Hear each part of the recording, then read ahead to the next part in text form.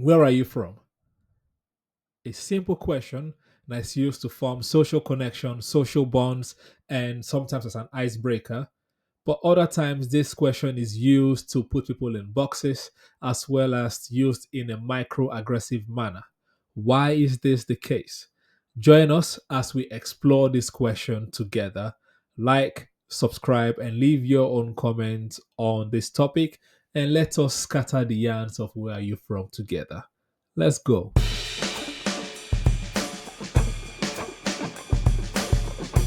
Yes, so ladies and gentlemen, welcome back to another session of Scatayan, where we ask questions to explore how societal norms and culture influence people thinking and behavior. As usual, I'm your guy, Dr. Toves. Hope you're having a beautiful and fantastic day. If you're not, well, it's okay to have a bad day too, but if you're having multiple bad days, please speak to someone. Don't go through it alone. Now, where are you from? Everyone asks this question, or have at least asked this question once in their life to try to get to know people, to understand different people's cultural background, to get to know where they live, and to form that little bond. Sometimes when you meet people on an interview or on the street, or you go to a new country, or maybe by going on holidays, or migrating to that country, you just want to know, where are you from? What is it like where you live? Is there a difference between where you live and where I live, and stuff like that? Sometimes even if you're on a cruise, you also ask people, where are you from? Again, social bond, social connection. There should be nothing wrong with that question, right? But here's the twist: we know that other people sometimes use this question in a microaggressive manner to tell people they don't belong in a particular place, or to try to understand where those people come from to put them in a box. Is that fair? I don't know. Is life fair? I don't know. But you let us know in the comment section below. Right. And quick question. Have someone ever asked you where are you from? And you felt like, okay, this is not a simple where do you live, but like you don't belong here type of way? Please let us know in the comment section below. You don't have to give us the full details. You can just say yes or no. I've been asked that question. I felt awkward. Things like that. I'll start with my own personal experience. Once upon a time, a long time ago, I moved. No, I didn't really move. I went to study in a particular state in northern Nigeria. That's where I'm from. If you ask me where I'm from, I'm going to tell you I'm from Nigeria because that's my identity. We'll circle back to this in a few moments. In a few moments, right? So yeah, I went to study in a northern state. Now the northern parts of Nigeria, for those who don't know Nigeria, is mostly Muslim dominated, right? That's the demography of the people that live there. And the particular state I moved to was one that had experienced different religious crises, religious riots. Sometimes they're very, very brutal. So when I moved to that state, I was a bit conscious. But living in that state, I did not feel any different because some of the natives in the place, when they ask you where you're from, it is to put you in a box to know whether you're one of the enemies. Obviously, if you're a Christian living in that particular area, automatically they just call you unbeliever straight away, right? They just call you unbeliever. Where are you from? Okay, if you're not a Muslim or you're not from a northern state, they just call you unbeliever. So when a native asks me where you're from, I'm like, oh my God, this person wants to call me an unbeliever and put me in the box. Because sometimes they'll not even call you by your name, they will call you by what they tag unbelievers. Arne is the language they used or the terminology they used. So I was very, very skeptical of telling people where I was from. And depending on your state as well, they either be cordial with you or not cordial at all, because apart from the religious crisis, there was also a tribal clash as well. So they're using that to actually decide who they could be cool with, who they could be friends with, who they feel belongs, or who does not belong. But yeah, you let me know if you've had a similar experience as well in the comment section below, or if you don't want to use the comments, yeah, send us a message on the social media. You can find that right here on the screen or in the episode description below. Right. So circling back to me saying I'm from Nigeria, right? I've been living in the UK for quite a while now. So if you ask me where you're from, because I believe that I'm Nigerian, my identity is Nigerian. So if you ask me where you're from, I tell you I'm Nigerian. It's as simple as that. That's my self-claimed identity. And the reason why I say self-proclaimed or self-claimed identity is because there was a time I had an encounter with the police once, not for doing anything illegal. I was working and they needed a statement from me. So they asked me, what is your self-proclaimed identity? Something around that phrase. That was the first time I heard that. And that was interesting to me because they could have asked, what's your ethnicity or stuff like that. But they didn't want to assume. They didn't just fill in the box. They wanted to know how I classified and identified myself. So I think that might be an alternative way to ask where you're from. But I can understand that it also feels very, very formal. You don't want to meet someone during an interview or meeting someone for the first time and saying, oh, what is your self proclaimed identity? Right? You might be categorized as being too woke. Like it's a bad thing. I don't know if it's a bad thing or a good thing, but that might be how you might be categorized. So we have to think about other ways to ask that question. But that's me. That's my identity. That's why I like to identify myself and what type of people I'm from. But if you're from Nigeria, then people ask again, where are you from? Oh, Nigeria. Oh, where do you live? So the initial question is where are you from, and then it trickles down. Likewise, when I meet people for the first time, I ask them, not everyone, um, I ask them a particular question, which we'll get to because we'll talk about alternate ways of of asking that question. I ask them the alternate version of where are you from, and then they tell me, and then we double down. Oh, where do you live? And have you ever been like what's the culture shock? If not, if you're from that particular area, have you ever gone to another country? If you have, what is the culture shock like? Just to get to know more, and because we are all from different backgrounds and different societies, and if you travel more, you have more to share. And it's good to learn from people because you can't travel to every country unless you're like my friend, Mr. Morris, a contributor on the show. He travels a lot. So I'm sure he probably touched like more than half of the globe already. But not everyone has the means or the desire to travel that far. So it's sometimes good to share. Right. So that's my identity. Where are you from? Nigerian. It solves a lot of people's problems straight away. But there are other people that will look like me, um, ethnicity wise, look like they are not from where I'm from. They look like me ethnicity wise. And then when they ask, where are you from? They tell those people where they think they are from. That's their identity. Oh, I'm from Peckham. I'm from Wolverhampton. I'm from I'm from Liverpool, Liverpool, right? Things like that. But then the people start asking, no, where are you really from? Like trying to say to them, oh, that might be where you think you're from, but that's not where you're from. Where are you really from? And they'll still tell, oh, I'm actually still from Liverpool. I'm still from Peckham. And they'll be like, no, no, no, no. Where are your parents from? If your parents are from there, oh, where are your grandparents from? You might as well just ask them, tell me your family history, your great great great great great grandfather, right? So in that situation, where are you from? It's no longer a casual bonding connection. It's like trying to be a police and saying you don't belong here. You must well ask them, what's your passport? Show me your passport. Let me see if you have a dual nationality, a single nationality, and give me the passport of your great, great, great, great, great, great, great, great grandparents. I said that too quick, but hopefully you caught what I was saying. Right. So there's even some microaggression associated with that question. And now, when people that have been traumatized or have experienced that all their lives, when you ask them, where are you from? If you look a particular way, then they become skeptical. But don't even say that. There are some people that even look like me, asking, where are you from? They don't even want to tell you because they probably think you're also going to ask them, where are you from? Because, for example, someone who is like a third or fourth generation African, Nigerian, Ghanaian, or Caribbean, from a Caribbean country, Jamaica, Barbados, etc. A third, fourth generation. Because sometimes if an African asks them, where are you from? They say, oh, I'm from, again, either Peckham or Woolwich or Liverpool or wherever.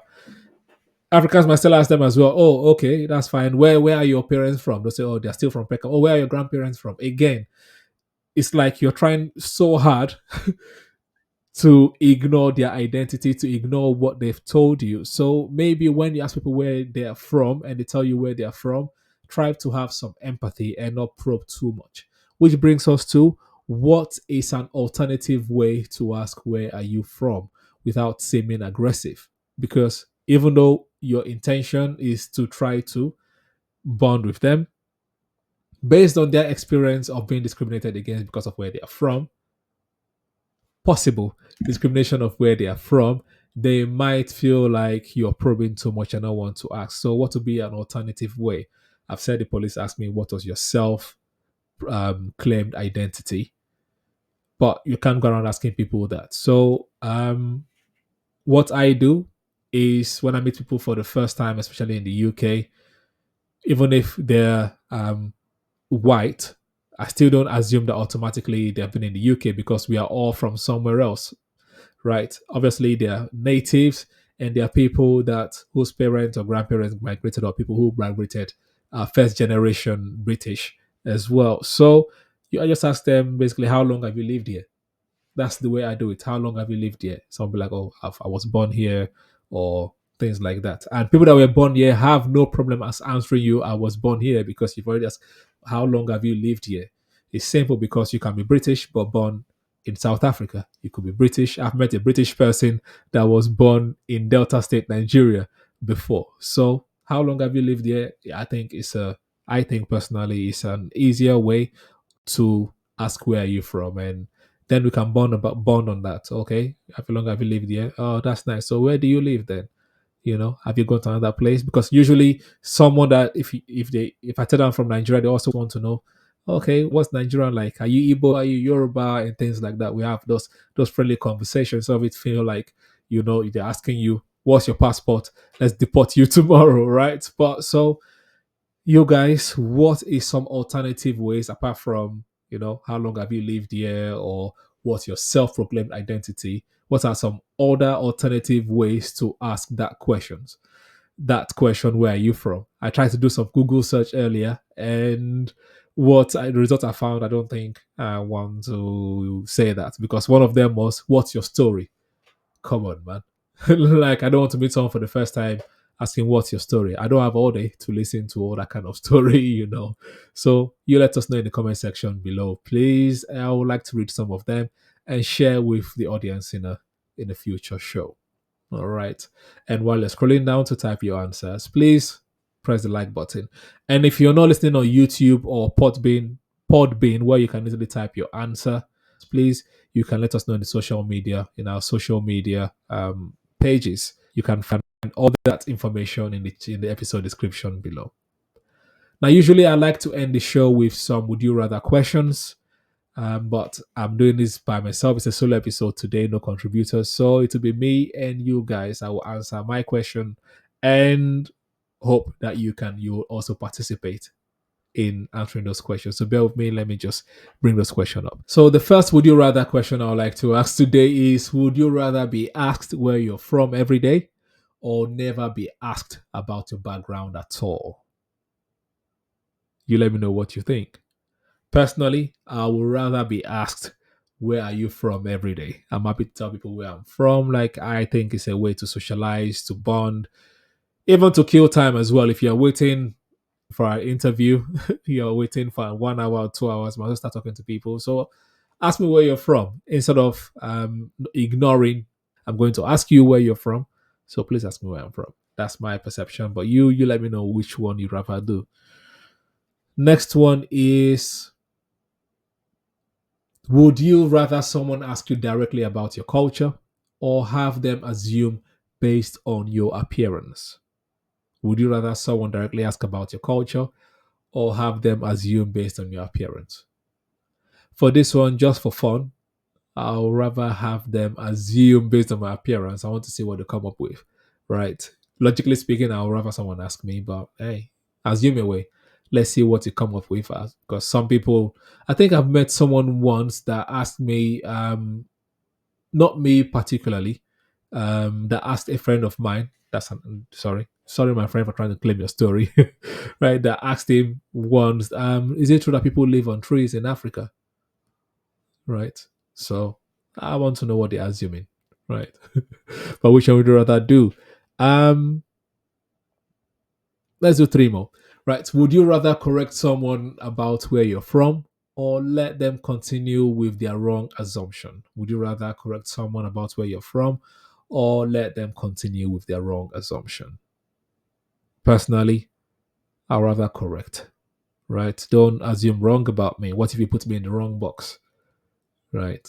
I don't want that. And don't miscategorize me as well. So, for example, I don't like people saying people of color. You're a person of color. I don't want to be called a person of color, right? The Americans in the 60s and the 70s says we don't want to be called colored people anymore. It's derogatory, etc. You see fountains, colored people, on the back of the bus, colored people. They, it got to a point where they got tired of it. So they said to the power structure, don't call us colored people anymore. And guess what? The white power structure did. Okay, we won't call you people of color. We won't call you colored people anymore. We'll call you people of color, right? It's like your child saying, Dad, stop calling me good boy. You're like, okay, I won't call you good boy anymore. I'll call you the boy that is good. It doesn't make sense. So I don't like or would never want to be referred to as a person of color. So don't make that assumption about me. I'll rather correct you and tell you where I'm really from and who I am, etc. Okay, let's take that from let's park that for now. Maybe we'll have a different conversation on this people of color and black and ethnic black and minority ethnic BAME in a future show. So that's three. Let's do two more. Two more. Let's do some fun ones. Yes. So would you rather be from a mystery country that no one has heard of, or from a place that everyone constantly assumes they know everything about?